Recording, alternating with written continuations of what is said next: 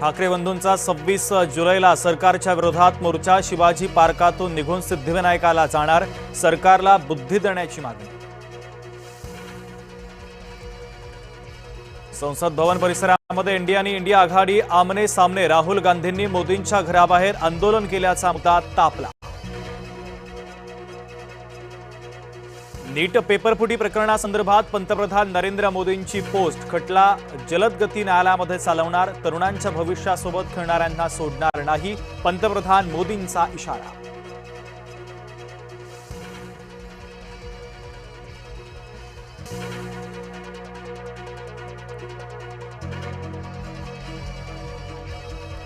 दिल्लीतील आंदोलनाच्या पार्श्वभूमीवर अण्णा हजारेंचं मौन आंदोलन। विद्यार्थ्यांशी संवाद साधण्याचं मोदींना आवाहन।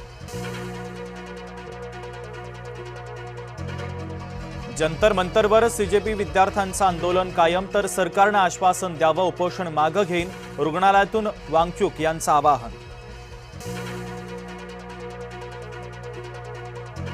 दिल्लीमध्ये पुन्हा एकदा राडा। संसद मार्गावर पुन्हा दगडफेक। एसीपी सह 3 पोलीस कर्मचारी जखमी। पोलिसांचा लाठीचार्ज आणि अश्रू गॅसचाही मारा। दिल्ली पोलिसांच्या अत्याचाराची राष्ट्रीय मानवी आयोगाकडे तक्रार। सर्व फुटेज जपून ठेवण्याच्या देखील हायकोर्टाच्या सूचना।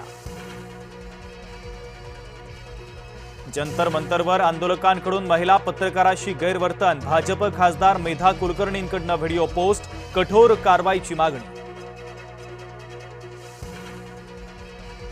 देशभरातून जंतर मंतरवर येणाऱ्यांचा ओघ वाढला। नागपूर पुण्यातून जाणाऱ्यांची मोठी संख्या। धर्मेंद्र प्रधानांच्या राजीनाम्यावर आंदोलक ठाम।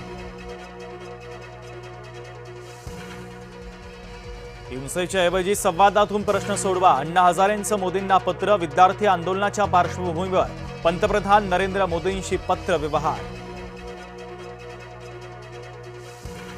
दिल्लीच्या विद्यार्थी आंदोलनाला अभिनेता सलमान खानचाही पाठिंबा। राजकारण्यांनी आंदोलन हायजॅक करू नये। ट्विटद्वारे सविस्तर पोस्ट। धर्मेंद्र प्रधानांच्या राजीनाम्यावर नड्डा आणि राहुल गांधींचे आरोप प्रत्यारोप। काँग्रेसच्या काळात सर्वाधिक पेपर लीक झाल्याचा नड्डांचा दावा। विद्यार्थ्यांवरील लाठीमाराच्या निषेधार्थ हिंगोली बंदची हाक। अत्यावश्यक सेवा वगळता सर्व आस्थापना बंद।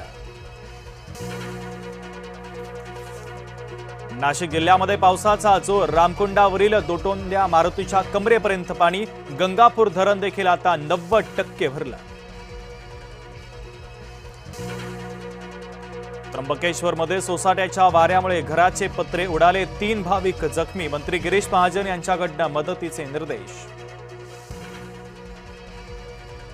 मुंबई ठाण्यामध्ये रात्रभर पावसाची संततधार। हवामान विभागाच्या वतीनं पावसाचा ऑरेंज अलर्ट जारी। तर उद्यापर्यंत पावसाचा जोर कायम राहण्याचा अंदाज। पालघर जिल्ह्याला जोरदार पावसाचा तडाखा। शाळा महाविद्यालयांना आज सुट्टी जाहीर।